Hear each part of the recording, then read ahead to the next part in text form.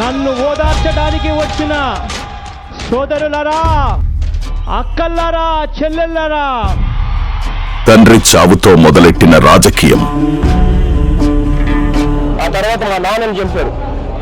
నాన్నని చంపే విషయం ఇప్పటికి కూడా మా మనసులో ఇప్పటికి కూడా డౌట్గానే ఉంది.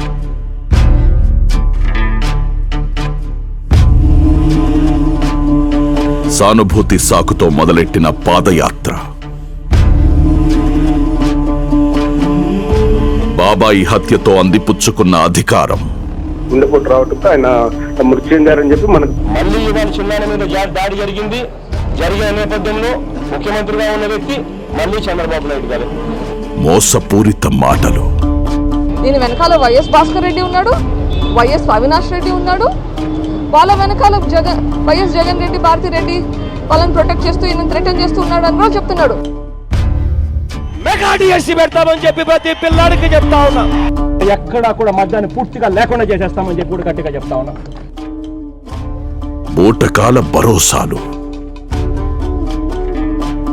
వచ్చిన ప్రతి ఇబ్బందిలోనూ జగన్ బాబు ఉన్నాడు. నేను జగనన్న వదిలిన బాణాన్ని, తల్లిని చెల్లిని ఎరగా చూపి వలలో వేసుకున్న అక్క చెల్లెమ్మల ఓట్లు, పసుపు చీర కట్టుకొని వారి ఇళ్లకు వెళ్ళి వారికి మోకరిల్లి తోడు నడిచిన చెల్లినే శంకించిన తోడేలు గుణం. రాజశేఖర రెడ్డి గారి భార్యని కోర్టుకు ఇచ్చారు అంటే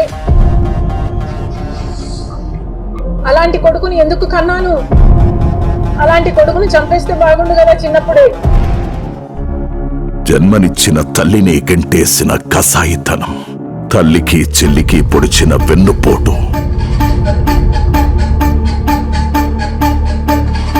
బాబాయి హత్యతో అందిపుచ్చుకున్న అధికారం, తిరిగి రాసిన క్రిమినల్ హిస్టరీ.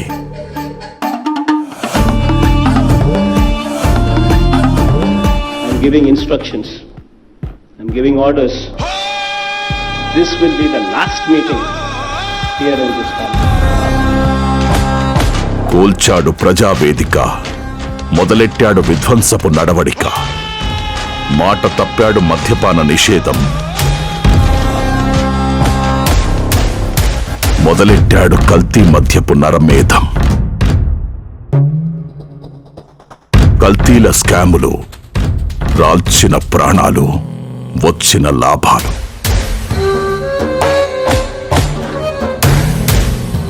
ప్రతి స్కీము ఒక స్కామ్,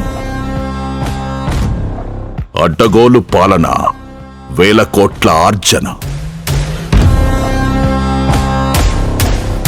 చెప్పిందంతా అబద్ధం, చేసిందంతా మోసం. The YSRCP government has come to power. There are a lot of atrocities which are taking place against the Hindu temples. ఆంధ్రప్రదేశ్లో దేవాలయాల మీద దాడులు రోజు రోజుకి పెరుగుతున్నాయి. కుట్ర జరుగుతుంది హిందుత్వ దేవాలయాల పైన, హిందుత్వం పైన. హిందువుల మనోభావాలు దెబ్బతీసేలా ఎన్నో దుశ్చర్యలు, మరెన్నో అపరాధాలు. 10 తలల అధర్మాన్ని ఒక బాణంతో కూల్చిన మన రాములోరి శిరస్సు వేరు చేసిన దుశ్చర్య ఇదేమిటని ప్రశ్నిస్తే మోపిన హత్యానేరం లేఖితనపు జవాబుతనం. ఆంజనేయ స్వామి చెయ్యకపోతే ఆంజనేయ స్వామికి పోయేదేమీ లేదు, బొమ్మదే. మామూలుగా జరిగిన సంఘటనలను అడ్డం పెట్టుకొని ఆయన దానికి సమాధానం చెప్పడం ఏంటండి? యూజెస్ ఆయన దానికి సమాధానం చెప్పడానికి. ధర్మ సంస్థాపన చేసిన శ్రీ లక్ష్మీ నరసింహస్వామి పుణ్యక్షేత్రంలో స్వామివారి మహారథాన్ని తగులబెట్టిన దుశ్చర్యని నిలదీస్తే అదే లేఖితనపు అపహాస్యం, దుర్మార్గపు దురహంకారం. అంతర్వేదిలో 1 కోటి రూపాయలు రథాన్ని తగలబెడితే ప్రభుత్వం రథం చేస్తుంది, దానివల్ల దేవుడికి పోయేదేమి లేదు. ఇక్కడ హిందుత్వం అండి, ఇది ఎక్కడ హిందూయిజం అండి? ప్రతి హిందువు నమ్మకాన్ని గడ్డిపోచలాగా తీసిపారేసే దురహంకారం, మన హిందూ ధర్మాన్ని చులకరగా చూస్తున్న ఆ నీతిమాలిన మూకని నిలదీయలేని మన చేతకాని తనాన్ని ఆసరాగా చేసుకుని కలియుగ దైవమైన శ్రీనివాసుని పరమ పవిత్రమైన లడ్డూ ప్రసాదాన్ని కల్తీ చేసిన అతిపెద్ద అపచారం.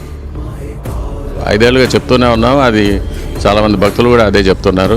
నేను ఇక్కడే గుళ్ళో పుట్టి పెరిగాను కాబట్టి నాకు ఇంకా ఎక్కువ కొట్టొచ్చినట్టు కంప్లైంట్ కనిపిస్తుంది. ల్యాబ్ రిపోర్ట్లో అనిమల్ ఫ్యాట్ కలిసి ఉందని, తర్వాత ప్లాంట్ ఆయిల్స్ కలిసి ఉన్నాయనేది ఉంది. అడల్ట్రేషన్ జరిగిన మాట అయితే వాస్తవం. అంటే సిబిఐ క్లీన్ చిట్ ఇస్తా ఉంది. What do you mean, Jagan? What do you mean? This is not a clean chit for you, Jagan. Don't try to make it one. Don't play around with the people's sentiments any longer. There has been massive adulteration, massive, huge amounts of adulteration of the Tirupati Laddu during Jagan's time. This is a reality. ఎందరి మనోభావాలు దెబ్బతిన్నా లెక్క చెయ్యని అసురత్వం, పూటకపు మాటలతో ధర్మంపై బురద జల్లే మూర్ఖపు నైజం. చిన్న చోరీ 9 నోట్లు, ఇదేదో ఖచ్చితమైన రిపోర్టా అంటే అది కాదు. అసురులు సైతం అసూయపడే మరో నరరూపం ఈ వైఎస్ జగన్.